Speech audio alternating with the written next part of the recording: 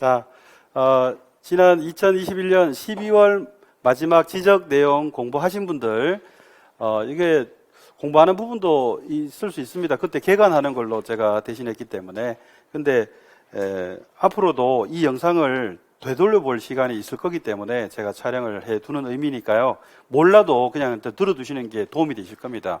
지금 이게 조금 있다가 출간될 요약집에 뒷부분에 익힘장으로 다 넣어놨습니다. 11월부터 6월까지의 매주 10문제씩 푸는 문제들을 다 망라해 놨거든요. 그리고 그 정답을 제 블로그에다가 다 하나씩 다 올려드릴 텐데, 오늘은 그 부분, 나중에 이제라도 보실 자료로 지금 촬영을 하도록 하겠습니다. 자, 1번부터 보시죠. 면적이 등록되는 지적 공부에 대해서 출제가 이것만으로 10번 넘게 나왔습니다. 너무너무 중요하죠. 우리 지적 공부요. 토지대장, 임야대장, 지적도, 임야도, 경계점 자표 등록부, 공유지원명부, 퇴직권 등록부 7종을 통틀어서 면적이 등록되는 장부는 토지대장, 임야대장 뿐입니다. 이 두 개뿐. 너무너무 출제 많이 됐습니다. 이거 아셔야 되고요. 자, 2번요. 자, 지적소관청이 관리 운영하는 장부 많은데요. 부동산의 효율적인 이용과 부동산에 관련된 정보의 종합적인, 여기 힌트가 주어지네요. 부동산, 종합, 이거 개인 장부가 아니고 공적인 장부죠? 그거 붙여보세요. 부동산, 종합, 공부가 됩니다. 요거. 자, 그 다음에 3번요. 자, 3번 문제에서 또 지적소관청이 작성 관리하는 건데, 이번에 뭐가 나오느냐 그러면요. 지상경계를 새로 정했다, 이 말 나오죠? 지금 힌트 다 주고 있다니까, 지금 문제 지문에서. 근데 이게 출제되면은 못 알아보는 분들이 많아요. 쉽다고 무시할 게 아니고, 봐야 되는 부분들이 있기 때문에 그 부분 열심히 보는 훈련 지금부터 하셔야 돼요. 보세요. 지상경계라고 힌트를 줬어요. 찾아보세요. 지상경계 들어가 있는 장부 이것밖에 없잖아요. 정답은 2번인데, 이걸 왜 출제를 했느냐 그러면요. 단순하게 이것 때문에 출제한 게 아니고, 비교하면서 출제를 했던 거예요. 비교. 최근에 4번이나 냈거든요, 이거를. 자, 요 지상경계점 등록부를 하나 보셨는데, 비교, 경계점 좌표 등록부라고 있습니다. 이게 지적공부 7종의 하나인데요. 지금 경계점 좌표 등록부, 경계점 좌표 등록부 8글자입니다. 지상경계점 등록부 8글자죠. 8글자, 글자 수도 같은데, 게다가 경계점 등록부, 경계점 등록부 6글자가 똑같습니다. 게다가 여기는 좌표라고 되어 있을 뿐이고 여기는 지상이 붙어 있을 뿐입니다. 자, 이거 얼핏 구별이 잘 안 될 수도 있겠죠. 그래서 출제자가 이거를 공부했으면 구별은 해야지 라는 의미에서 4번이나 출제했습니다. 최근에도 냈습니다. 이걸 한 문제로 막 내버립니다. 이걸. 자, 그런데 이 경계점 좌표 등록부는 개발지하고 관련되는 거라서요. 용어 정의를 제가 따로 해드릴 건데요.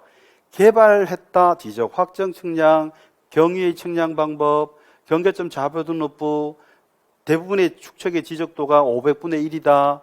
뭐 이렇게 의미 전달. 한마디로 개발지하고 관련되는 내용이 나와야 돼요. 개발지니까 정밀하게 보려고 좌표까지 동원한 거거든요. 좌표상의 수치까지. 그런데 여기는요. 개발하고 아무 관계 없고요. 지상경계점이라는 말뚝을 설치했을 때 만드는 장부예요. 그러니까 여기는 지상경계라는 말이 그냥 힌트입니다. 다시 개발지하고 관련되는 내용이 나오면 좌표 들어가 있는 경계점 좌표 등록부, 그냥 말뚝 얘기만 하면 말뚝 등록부, 이렇게 정리해 두시면 돼요. 이거 단순하게 구별할 수 있는가를 최근에 4번에 냈다는 거는요, 우리는 이론적으로 뭐 난이도가 있어서 또는 깊이가 있어서 우리에게 중요한 게 아니고요. 많이 나오면 중요한 거예요. 그러니까 이런 것들 놓치면 안 되는 겁니다. 그 다음에 4번으로 갈게요.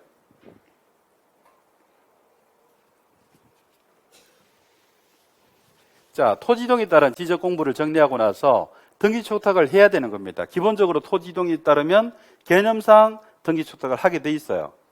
그런데 뭐는 제외냐면 신규 등록은 제외인데요. 이거를 등기 촉탁하는 사안 중에 신규 등록은 없다 해서 등신 없다로 저하고 외우게 될 겁니다.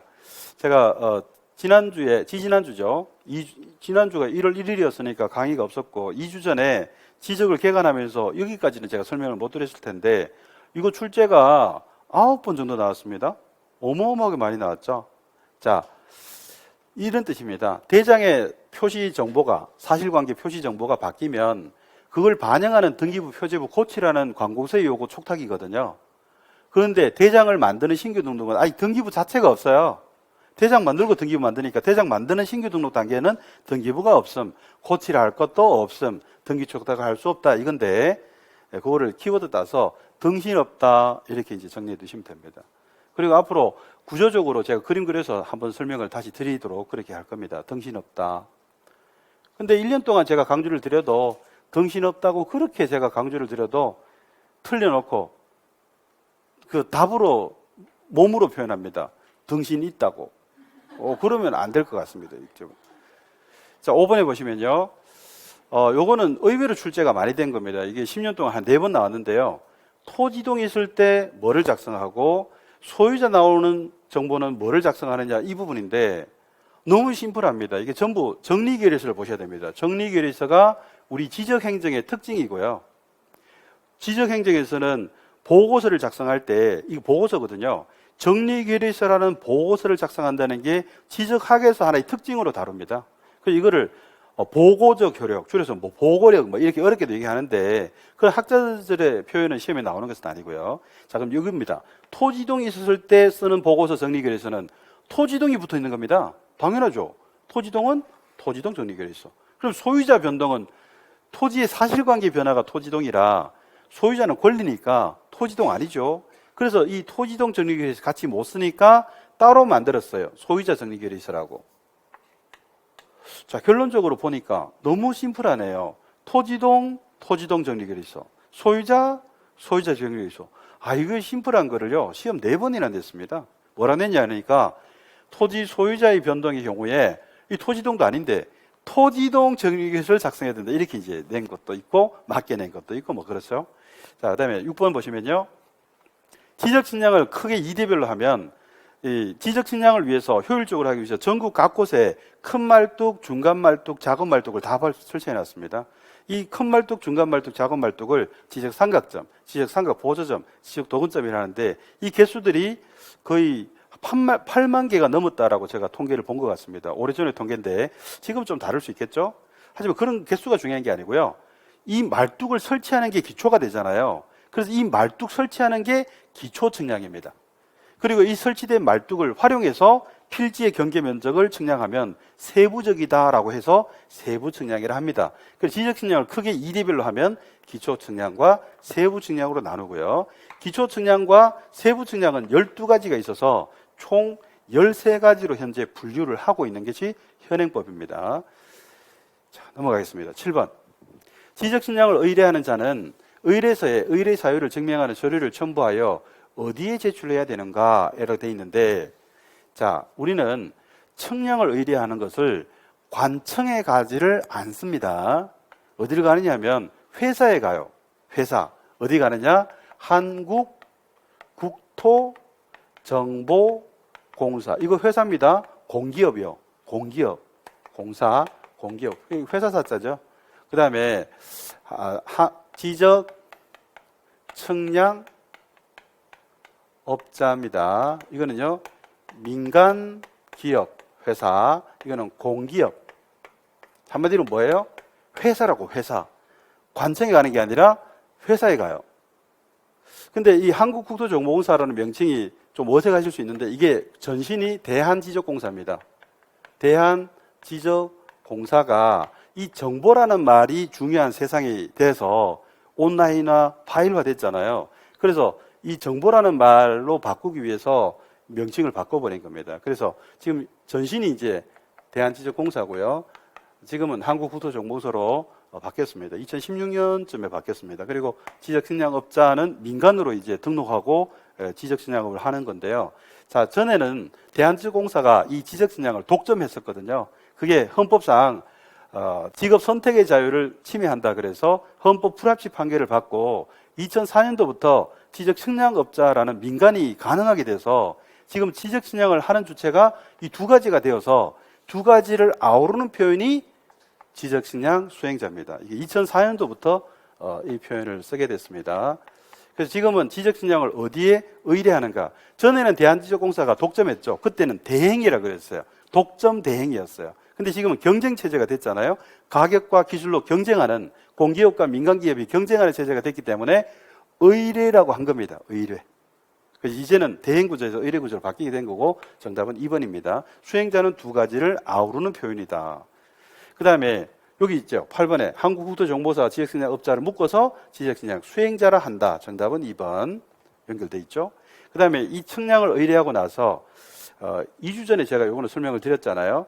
성과에 대해서 다툼이 있다면 그 성과서를 첨부해서 어디를 거쳐 무슨 지적위원회에 적부 무엇을 청구할 수 있는가에 대해서 이 성과 자체에 대해서 다툴 때는 이 2심으로 되어 있는데 심사와 재심사라 그랬어요. 일단 심사가 나와야 되겠죠.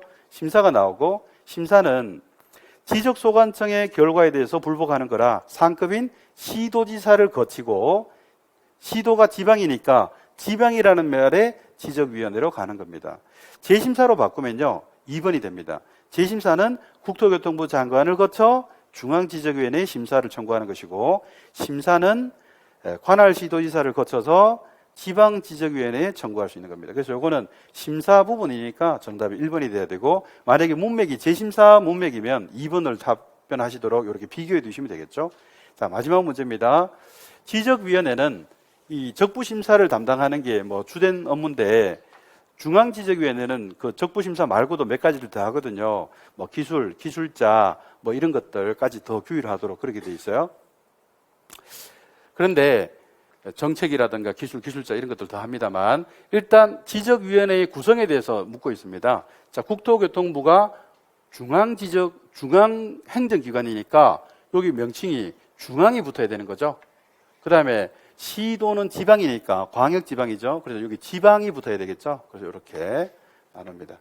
근데 이거를요 시험에 실제로 냈습니다. 뭐라고 내냐 하니까 지적위원회는 시도의 중앙지적위원회를 두고 시군구에 지방지적위원회를 둔다 이렇게 출제했는데 그냥 은연중에 시도와 시군구가 자주 나오니까 그거를 맞다고 하신 분들도 꽤 많았거든요. 그래서 분명하게 해두시면 됩니다.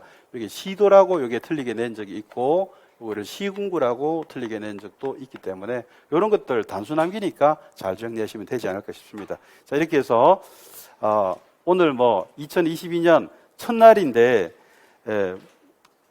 지난 연말에 했던 인문 강의의 복습까지 했습니다. 이론으로 했던 1교시, 2교시, 3교시요.